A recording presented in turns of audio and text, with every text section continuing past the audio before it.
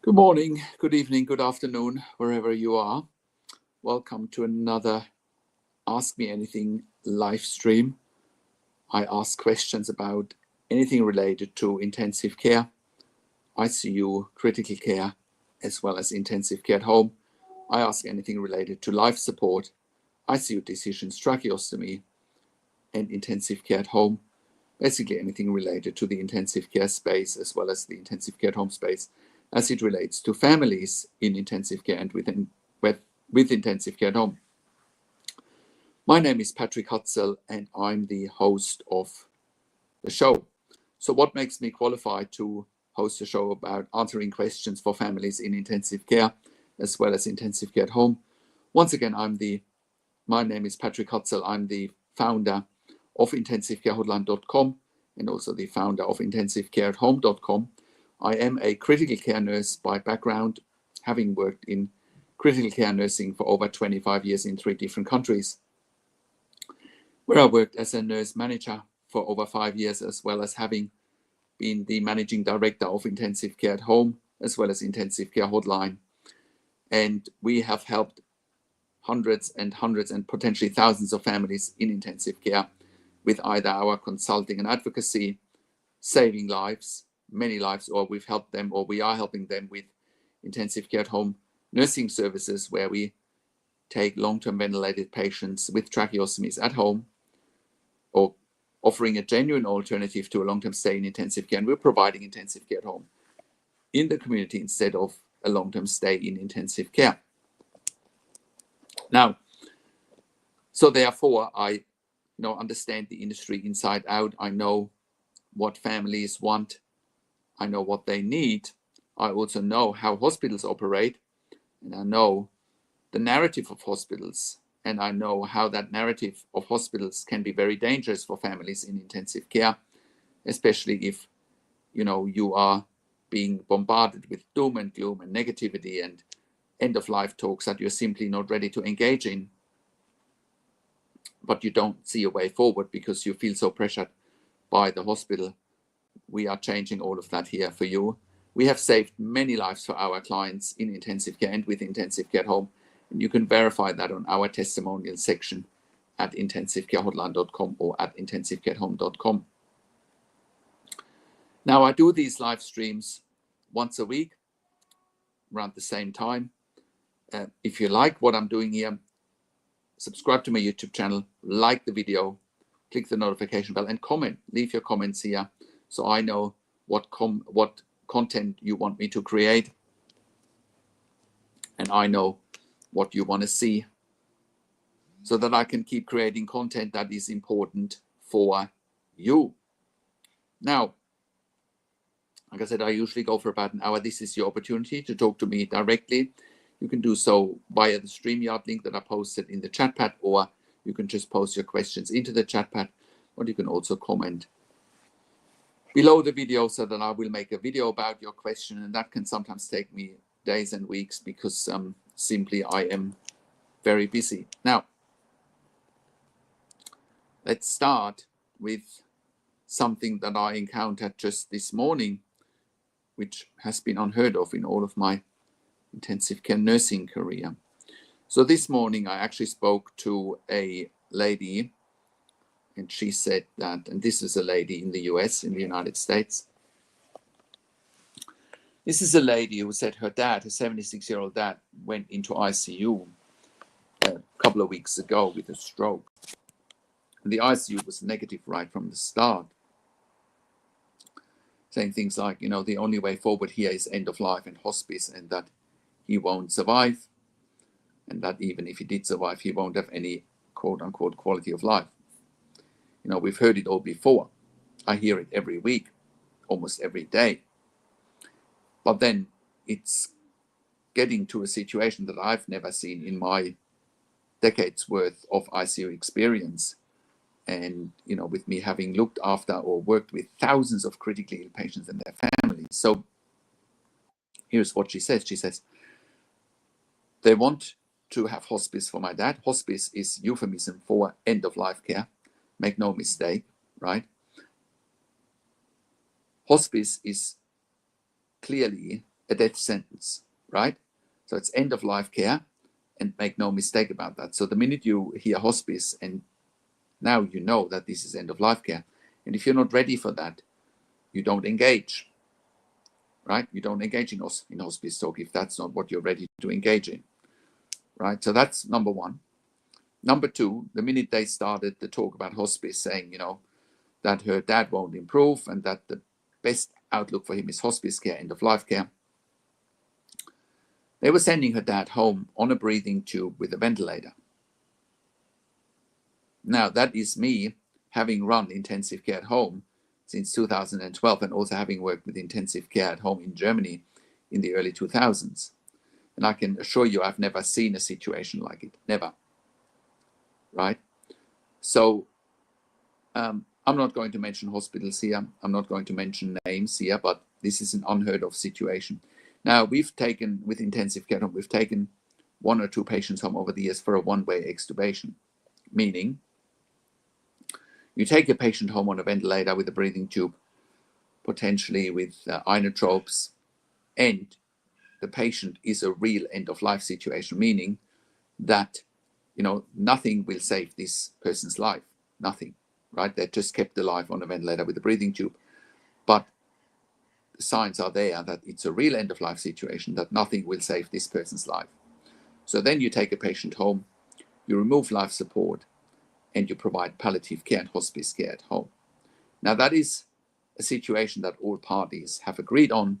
Everybody understands the process, and that's the end of that. Okay, so it's a clear, open, and transparent process, right? It's all transparent. That's the most important part. It is transparent. Now, in this situation, this lady was sent, and this is a short situation. It'll take, you know, let's just say it takes, you know, maybe a few hours, maybe 12 hours, maybe 24 hours at the most. Okay, so it's a clearly defined sort of process with reasonably firm timelines. Now, in this situation, there have been no timelines. She was told, take your father home on a breathing tube with a ventilator. Now, if that breathing tube comes out, and there's a very high chance that the breathing tube comes out, the risk is very high if you don't know what you're doing, if you're not in ICU, right? If that breathing tube comes out, there's a very high chance her dad will pass away within minutes, right? So for the hospital to send this man home with no ICU nurses, no nothing, is absolutely negligent. And I know anybody watching this who's either a doctor or a nurse in intensive care, you go like, really? Right? And that's how I responded. And I can tell you this is absolutely true what I'm saying. I spoke to this lady this morning. Right? I said to her, you need to call 911. Again, this lady is in the US. You need to call 911. And you need to take your dad back to a hospital. But this time around, you need to take your dad to a hospital that actually is prepared to look after him. Because the only thing that this other hospital was prepared to do is provide him with end-of-life care. Right? So, an absolutely shocking situation. Then I asked this lady whether the hospital was saying anything that they were taking their dad home against medical advice. Now, again, none of that had been the case, apparently, right? It was not against medical advice. Now, I don't know where hospital stands with liability sending a patient home with a breathing tube and a ventilator without having medical or nursing oversight. That must be against medical advice. So, also, what is important here is that you need to question everything. The biggest challenge for families in intensive care is simply that they don't know what they don't know. They don't know what to look for. They don't know what questions to ask. They don't know their rights, and they don't know how to manage doctors and nurses in intensive care. And that is certainly what this lady is dealing with her father, right? Now, also interesting, she reached out to me initially to ask me whether we can send her nurses for intensive care at home. And I said to her, no, we can't, because this wouldn't even be safe for us, right, without any medical oversight. It is simply an unheard of, an unprecedented situation, right? An absolutely unprecedented situation.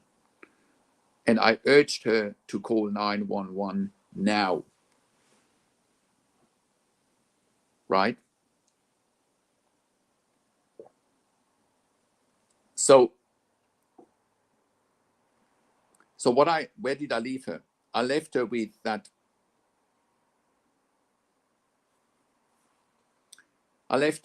We need to get access to the medical records, and that we need to get him to a hospital where the hospital is actually prepared to give him a chance, not talk about hospice. Now, but here's another question that I had for this lady.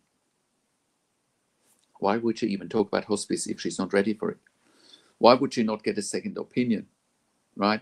So where I left this lady is she needs to get access to the medical records and reach out to me again so that we can take over and work with them, look at medical records and get him to a hospital where they actually don't want to talk about hospice, but they want to talk about recovery and preserving life.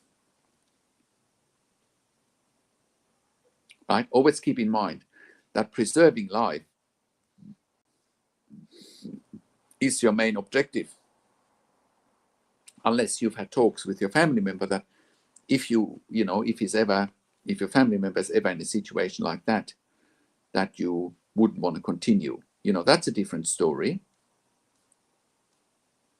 But unless you're clear on that, and you don't want to engage in end-of-life care, in hospice care or in palliative care, there's no point. Don't play their game. Right? So you choose what you want to talk about. And if you want to talk about recovery, then that's what you should be talking about. Right? So choose what you want to talk about. I mean, I don't really understand why people are so blindsided and just talk about things they don't want to talk about. Why would you do that? You have rights. You have rights. Right?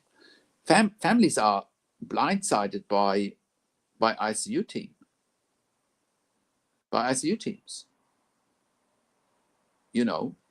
It is mind-boggling to me. It is absolutely mind-boggling to me. So you have a choice. Always keep that in mind. You have a choice. And not getting access to the medical records and just following them blindly is leading you down a path to nowhere. It's leading you down a path to death, potentially, of your loved one. And if that's not what you want, then stop it. Stop it. Very simple. Very, very simple. Right? So this lady also said to me that, the nurses are coming every second day and the RT is coming every second day, but it's still not good enough. And then I asked her, what is the goal? Well, the goal is to take him off the ventilator in about 10 days and then make him, quote unquote, comfortable, which again is euphemism for we'll let him die, right? instead to prolong life if he can't come off the ventilator. So don't get me wrong, I haven't had access to the medical records, but if for example he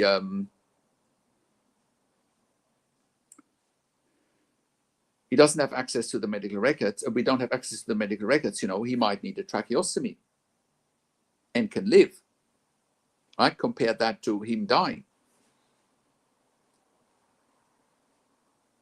right?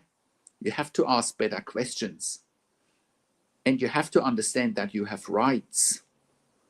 They can't just let your loved one die without your consent. That is potentially euthanasia, that is potentially murder. Just keep that in mind, that you have rights, right? So, the goal was for this man to be extubated after 10 days at home and then letting him die. That's crazy. No medical oversight, no nothing. I'm often gobsmacked by how naive families in intensive care are, that they just follow blindly. They don't get a second opinion. They don't get access to medical records. It is unbelievable.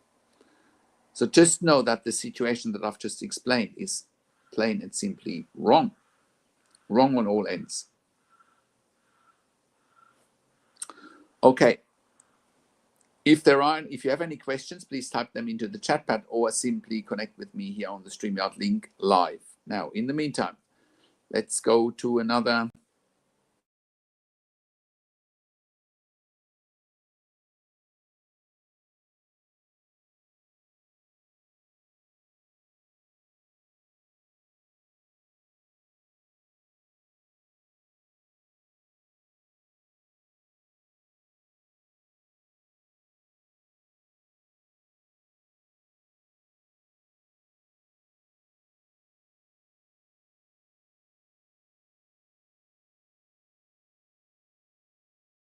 Strange. There we are. There we are. Okay, so next. Let's look at other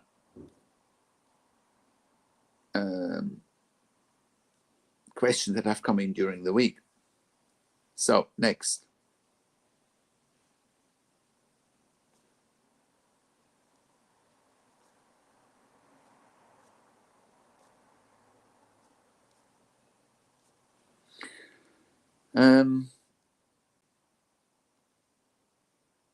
How long? Hang on, no, that's not the right one. There we go. How long does it take to wean off a ventilator with a tracheostomy in ICU? That is a question we get rather frequently. So,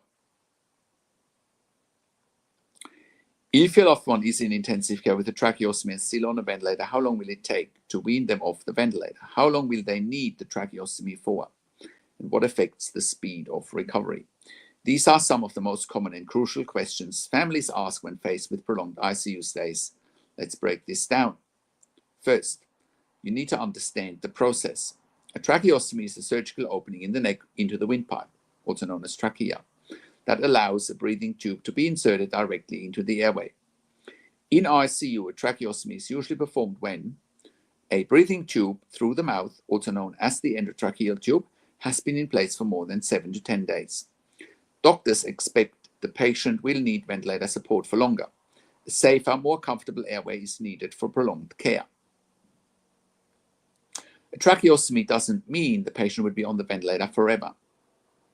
I think that's very important here. Let me repeat that. Tracheostomy does not mean the patient will be on the ventilator forever. In fact, it can make weaning off the ventilator easier in many cases. So what does weaning really means? I think that's where a lot of families struggle. They don't understand what weaning really means. Weaning is the gradual process of reducing ventilator support so the patient's lungs and breathing muscles can take over. This usually happens in stages. Reducing sedation so the patient is awake enough to breathe on their own. Spontaneous breathing trials, also known as SBTs, short trials where the ventilator provides minimal support. Increasing spontaneous breathing trial time daily, as long as oxygen levels, breathing rate, heart rate, comfort levels, and arterial blood gases remain stable. Trach collar or TP's trials, breathing without ventilator support while still having the trach in place. Cuff deflation and speaking valve capping trials, testing whether the patient can breathe through the nose and mouth with the tracheostomy tube closed.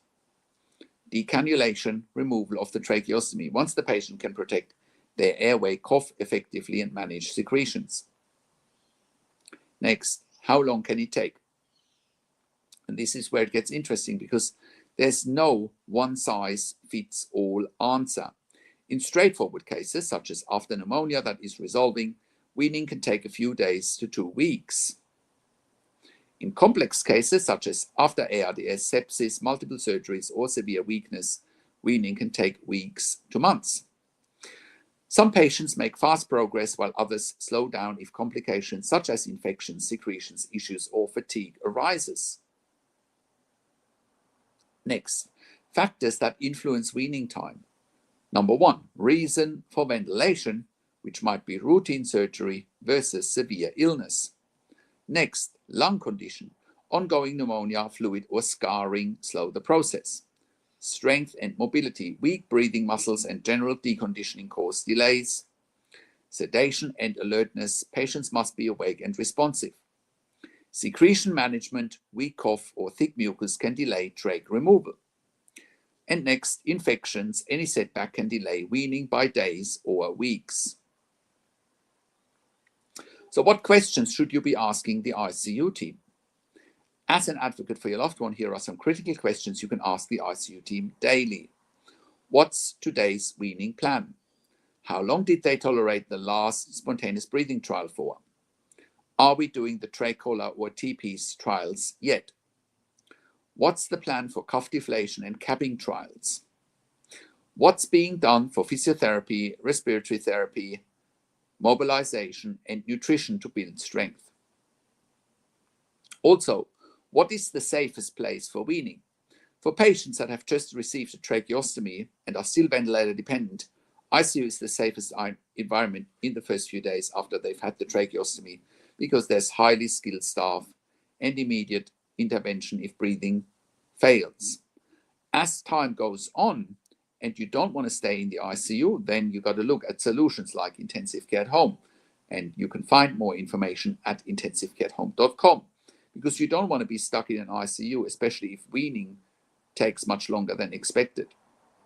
Now, also for our US audience, transferring too early to a facility with less monitoring like an LTAC or a rehab or a skilled nursing facility can be risky and life-threatening if the patient has a tracheostomy and a ventilator. So just keep that in mind. But the best option if your family member can't come off the ventilator and the trach is really intensive care at home. It's also a win for the ICU, because the ICU needs a bed and they need to save money, right? And intensive care at home is about half of the cost. So it makes a lot of sense to move towards intensive care at home. So what are some of the key takeaways here? Well, weaning from the ventilator with the tracheostomy is a gradual and highly individual process. It can take days for some and months for others. The key is to measure progress by tolerance of breathing trials, stability and ability to protect the airway, not by the calendar. With the right ICU support, clear daily goals, mobilization, strong patient and family advocacy, your loved one has the best chance for a safe and successful weaning journey, initially in the hospital, but then at home if, weaning in a hospital fails or is taking too long. So, go and check out intensivecareathome.com as well. Now, also, while we are talking about intensive care at home, this week I had an NDIS support coordinator contact me who is working with a 4.5-year-old child with cerebral palsy. Now, whilst the child does not need ventilation or doesn't have a tracheostomy, what a lot of cerebral palsy kids need, especially if they have a, quite a severe form of cerebral palsy, they often need deep suctioning, right? What that means is deep suctioning is going with a suction catheter through the nose or through the mouth into the lungs. Because cerebral palsy patients have decreased cough strength or decreased cough activity, right? So therefore, they do need deep suctioning. Now, this NDI support coordinator reached out to me saying, oh yeah, I've seen some of your videos. You talk about that deep suctioning is needed for cerebral palsy, and that deep suctioning is the skill of critical care nurses, not the skill of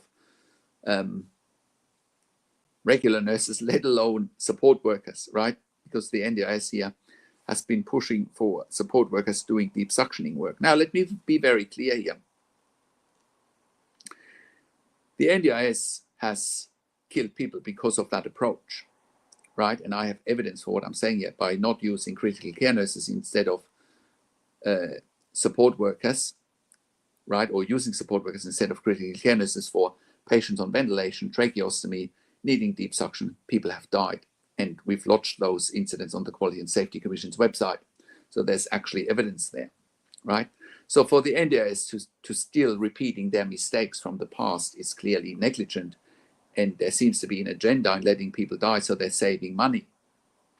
Now, when it comes to deep suctioning, you're putting a suction catheter through someone's mouth or through someone's nose into the lungs. Now, all sorts of things can go wrong there. And it's a skill that registered nurses obtain if they work in ICU or in ED. Right? So what that means is not even general registered nurses have that skill. Right? And not even general registered nurses have that skill, let alone support workers, disability support workers who, with all respect, might have worked in the supermarket last week. And now someone's asking them to do deep suctioning. That is worse than asking the cabin crew to fly the plane instead of the pilot. But it's not only that, it's clearly that, it's evidence-based to have critical care nurses do deep suctioning, do tracheostomy work, do ventilation work. That is not even the skill of a registered nurse. So the NDIS needs to wake up that if their approach continues, that more people will die whilst they're trying to save a quick buck, and more families will be harmed by having their loved ones die, by not getting the right care they need and deserve, right? And also with this particular child, this child went into ICU numerous times in the last year or so because they're not getting the right level of care, right?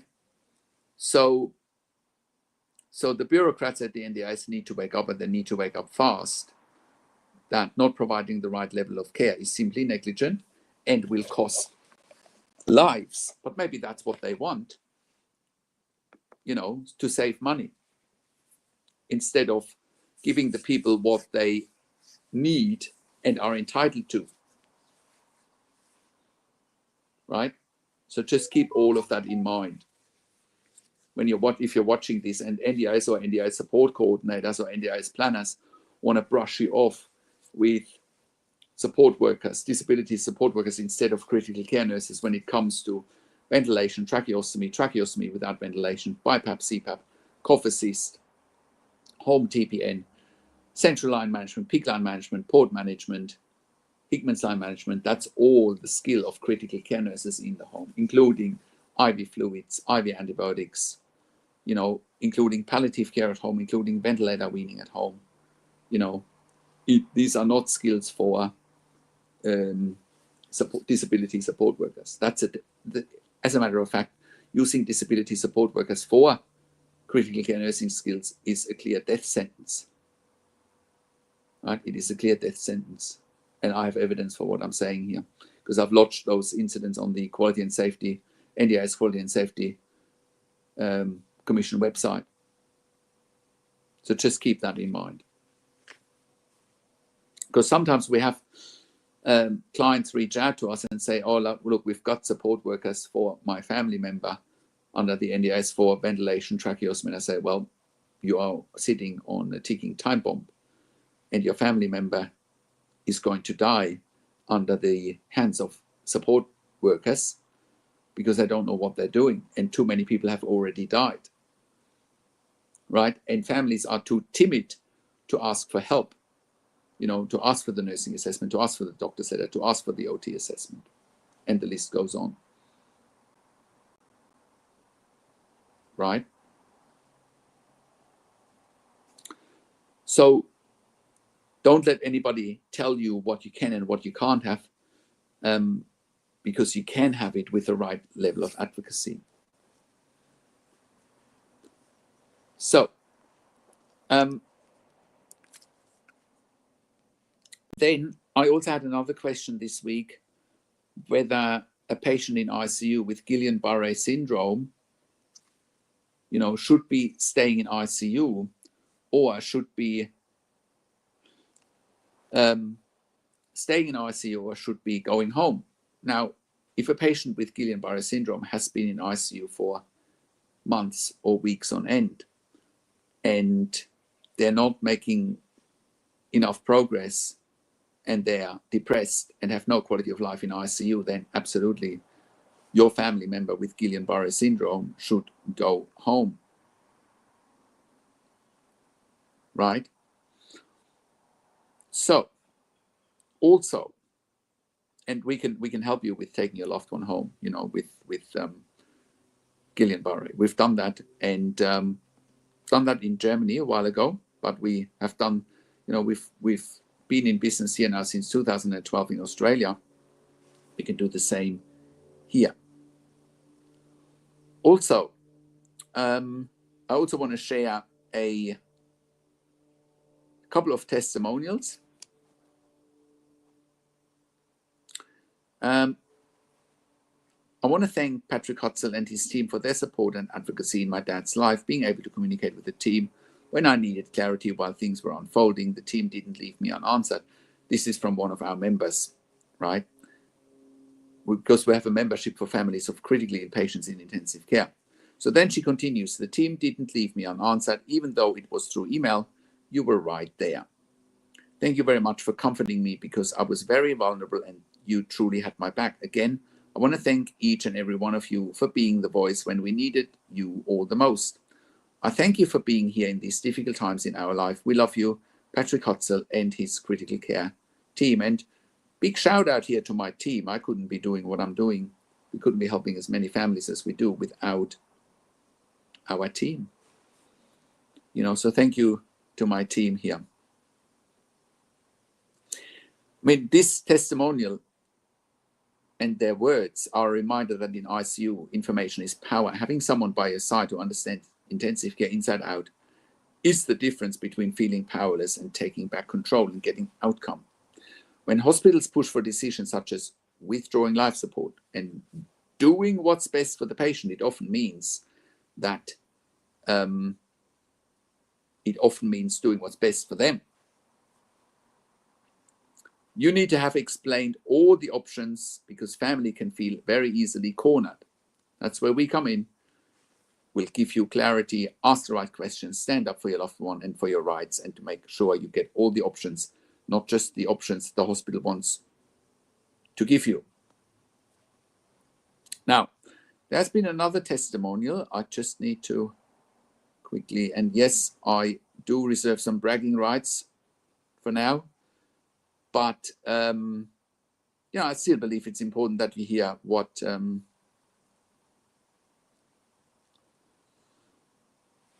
we are doing for clients.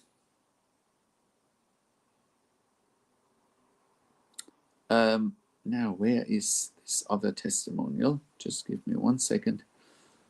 Just got to look through my emails.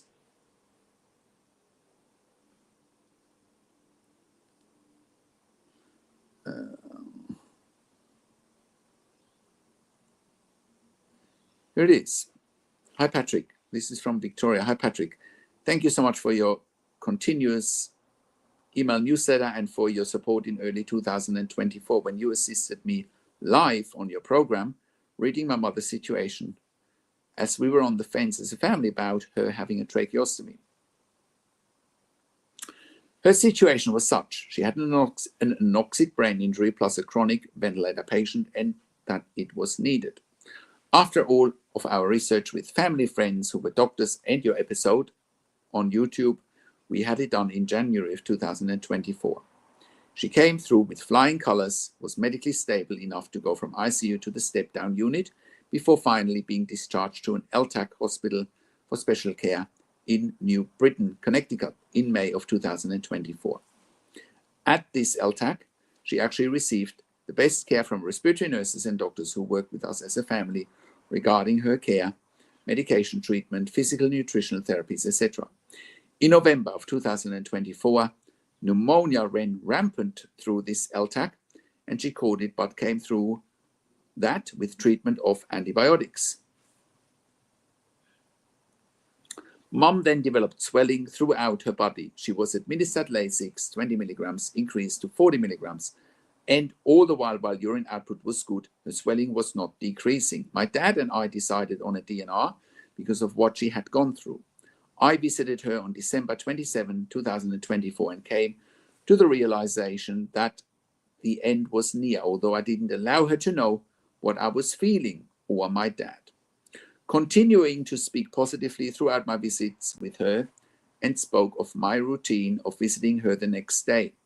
On the early morning of December 28, 2024, Mum passed away peacefully at the age of 93. Her heart just stopped. We miss her dearly, but I wanted to let you know how much we appreciated your guidance throughout this process. I have no doubt that the advice from you, as well as friends who were medical professionals, the outstanding quality of care she received at all hospitals definitely prolonged her life. Most of my doctor friends said that patients in her condition succumb much sooner. The tracheostomy bought us additional time, as I had done everything possible I could have done for her, and God did the rest. Thank you so much for all your help. Well, thank you, Victoria, for sharing this with me and with my team, and so that I can share it with everyone here. You know, it's great to know that we were able to help your mom, like we've helped hundreds, if not thousands, of families in intensive care, with intensive care at home.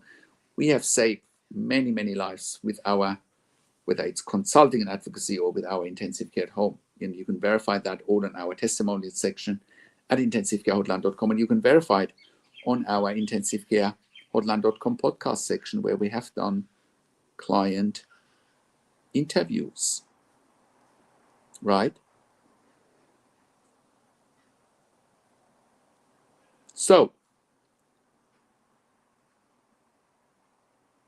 I think that is all that I have for today. I do want to wrap this up a little bit earlier today, as I have many things to go to. Now, I'll do this YouTube live every week, 10:30 a.m. Sydney, Melbourne time on a Sunday, which currently is 8:30 p.m. Eastern Standard Time on a Saturday evening in the US, which is 5:30 p.m. Pacific Time, 6:30 p.m. Mountain, and 7:30 p.m. Central Time in the US. And I look forward to connecting with you all again during the week. Keep an eye on my quick tip videos. And I wish everyone a good weekend, what's left of it. And go and check out intensivecarehotline.com, where we provide consulting and advocacy for families in intensive care. We also have a membership there for families in intensive care. Go and check out intensivecareathome.com as well. And I'm going to wrap this up here. Take care for now, and stay safe, stay healthy. Take care.